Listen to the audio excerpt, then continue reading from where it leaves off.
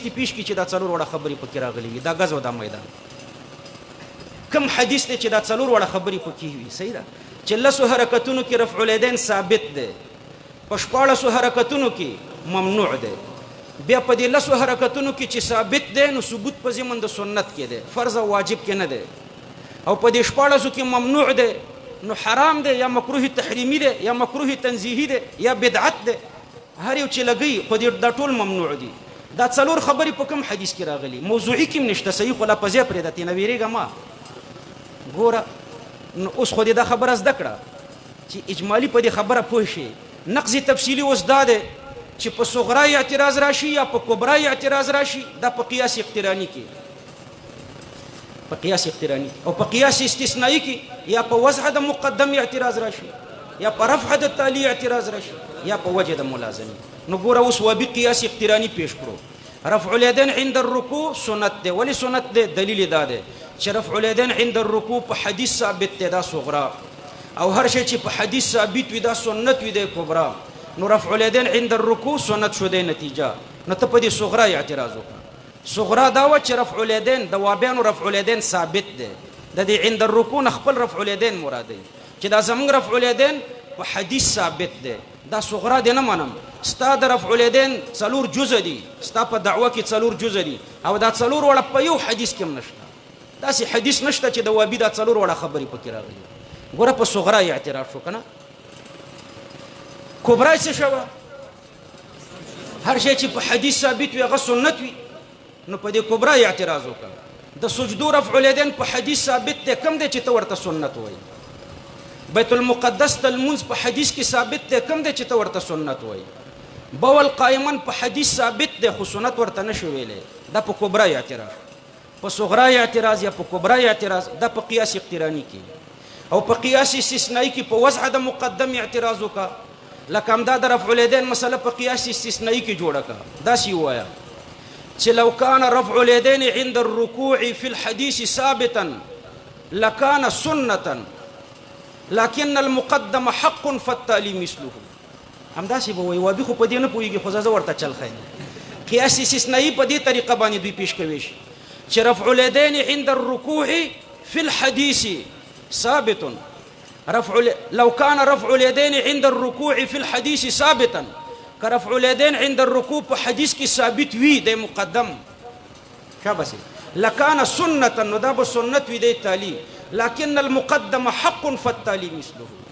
وضع د مقدم نتیجه ورکړه وضع د تالي نو ته په دې وضع د مقدم اعتراض وکړه وضع د مقدم چې نه مانم چې ستا مکمل رفع الیدین په حدیث ثابت دی ستا په رفع الیدین کې څلور خبرې دي څلور جزء دي او دا په یو حدیث کې نه دی ثابت ګوره په وضع د مقدم اعتراض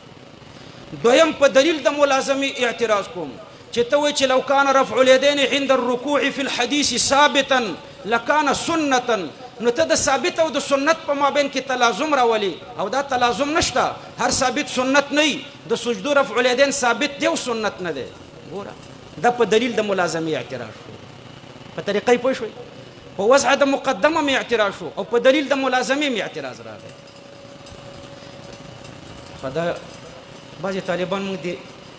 انتظامي ته مقرر کړي د دوی خبره منئ ښه چې دلته لږ نظم برابري ملګري لږ ډېر راځي موږ خو انضباطان نه لرو بس د دوی خبره منئ چې بره درته وایي نو بره ځای شته له سپیکر برابر دی انشاءالله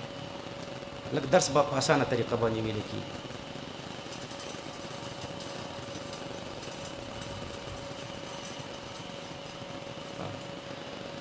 ځان ځان تم نشته خو دلته په دې مسله ځان پوه کړي دا په رفع الیدین کې بیا د رفع الیدین په مسله پوره پوه کېږي دلته مې صرف د نقض تفصیلی په خبره پوه کړی نقض تفصیلی کې 15 اعتراض ممکني شاباش نقض تفصیلی کې 15 اعتراض ممکني اوله په وضع د مقدم دویم نه اول اعتراض په چا راځي په قیاس اقترانی کې په صغرا دویم شاباش په کبرا دریم په وضع د مقدم څلورم په رفع د تالی او پنځم چې ده په دلیل د ملازمه دي ته نقض تفصیلی وایي ان شاء الله چې اوس به پوه شوي شاهد څه ته وایي شاهد ما يدل على فساد الدلیل کوم شی چې په فساد د دلیل باندې دلالت کوي دي ته شاهد وایي لکه مثلا د سجدو رفع الیدین دی د وابي د دلیل په فساد دلالت کولو د سجدو رفع الیدین دوی خو ویلو چې رفع الیدین ځکه سنت دي چې په حدیث کې ثابت دي نو موږ ورته ویلو چې دا نه منو چې هر شی چې په حدیث کې ثابت دی هغه سنت دي ګوره شاهد یې واوره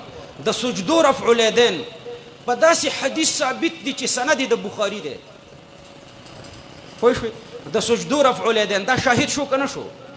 ګوره د سجدو په رفع الیدین موږ تخلف راوستو چې د سجدو په رفع الیدین کې دلیل شته او مدلول نشته تخلف الدلیل عن المدلول راغی د سجدو په رفع الیدین په خبره پوه شو نو په چا چې موږ دا تخلف ثابتو دي ته شاهد وای ما يدل على فساد الدلیل للتخلف لکه د سجدو رفع الیدین دا په فساد د دلیل باندې دلالت کوي ځکه دلته تخلف د دلیل راځي د مدلول نه ان شاء الله چې پوه شو او یا په فساد د دلیل په دې طریقه دلالت کوي چې د دلیل مستلزم محال لري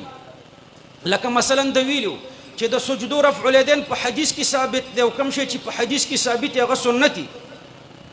نو اوس دا دلیل